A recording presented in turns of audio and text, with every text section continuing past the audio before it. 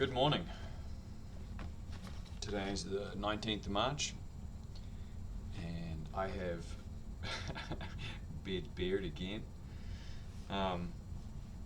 It's day 31 of quitting marijuana and video games, and it was an interesting night last night. Having gone back on to, or having gone onto Clomid, this drug that stimulates hormone production, after having quit testosterone replacement therapy to sort of help with some other issues. The doctor that I saw put me onto Clomid as a way to kind of help boost testosterone back up, and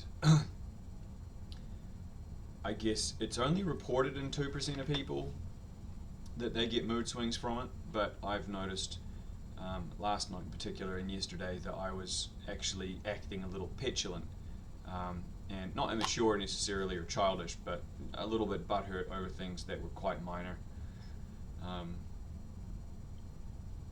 What was interesting, other than getting past feeling petulant, was realizing that I was having emotions again, like minor emotions and reactions to things.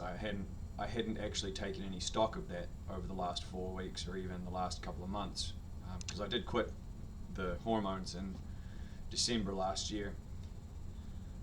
So what was interesting was coming back and kind of feeling that, like, reactions to other people, how I haven't had that, and I've been kind of much more stoic not having testosterone. So I guess there's something to be said for not having testosterone. It can make your life a little easier, and you can be a little less sort of uncaring about what's going on around you. But for me, it's not as rich of an experience of life if you don't have some emotions and some reactions to things. I even got a little butthurt with friends yesterday when I showed up to coach them at the gym. They were late coming in, and they were only a couple of minutes late, and they were right there in the house next to the garage where we work out. But at the same time, I was like, well, I set a time and I told you what time I'd be here, and I'd like you guys to respect that. And partly I was right, but also partly, I could have maybe dealt with it a little better, but I was feeling butthurt, so I just made them work really hard. Anyway. So that's been interesting, and I think too, coming back to full range of emotions is also a part of that sort of the last stages, as I've mentioned before, about quitting marijuana. I'm not sure whether video games really ties in with that so much, whereas marijuana is definitely something that I've noticed that helps to dull out my emotional responses to things.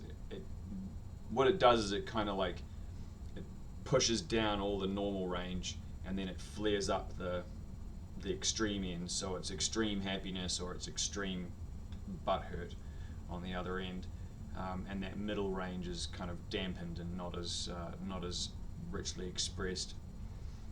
So that was interesting. And then last night, before I went to bed, I sort of had a big in-depth conversation with my partner about things, and how me spending more time upstairs in the living room as opposed to down here in the basement playing video. Actually, here we go. Video games are tied to emotions. After having spent so much time in the basement playing video games, now I'm spending less time down here because I've turned this area into more of a workspace and less of a recreation space, and it means that I've had less reason to spend down here if I'm not working or writing or doing these videos or whatever. So I've been upstairs more in the living room where you would normally be, and it's been an adjustment for both of us because I've been a basement dweller for about the whole time we've been married, and certainly most of the time that we've been together. So so it's been an interesting adjustment from a married couple point of view, getting more time around each other. It's not always a positive thing right away because you're having to kind of relearn what the other person is like when they haven't seen you for 2 or 3 hours in the evening. That's it's been an interesting challenge. But we talked about it and we communicated, and hopefully going forward it's a little less prickly than it was last night.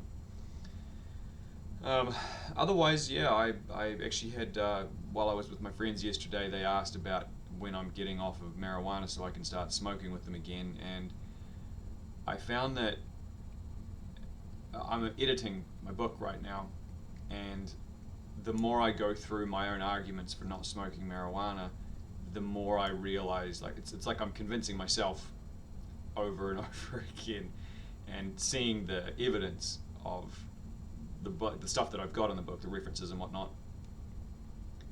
Um, it's interesting because it's like I'm arguing with myself, and I've as I edit and make the argument more persuasive for other people, I'm also making it more persuasive for myself. And I think about use, and I think about the fact that, like with relapses in particular, it's a weakness of mine that if I start using again in moderation, that eventually that use will start to turn into regular use again, and then eventually abuse, and that the addiction cycle sort of continues. So I have been toying with the idea of just not going back to it, and maybe treating it as something that I used to do that I no longer do anymore. Whether or not it comes back in the future is something for me, maybe when I'm an older person, or past having kids, and kind of not really needing to give a shit so much about my career when I'm at that age, maybe. But as I go through this book, and as I kind of reread it all in the process of editing, I find less and less reasons to pick it back up again, even as an escape for any reason. And I think the same goes for video games. It's something that I used to do, and as much as I would like to sit down in my brain right now, it's like, man, Ghost of Tsushima, you never played it, it would be awesome. I also know that I don't have the space to do it here. You know, I can't do it upstairs, because we share the living room, and I've been enjoying watching movies and TV with the shows that we've kind of queued up that I never was able to get at because the video games so much. And I don't want to turn my workspace into a recreation space until that time is passed, until I'm back working at an office or like at a 9 to 5 or something. So yeah, so it's nice to kind of put these things in the rear view mirror, not just sort of from a day-to-day perspective, but also looking at it into the future and realizing, like, these may be behaviors that don't ever come up again. I don't want to commit to anything just yet, but yeah. Anyway, that's all from me. Yeah, ka kite.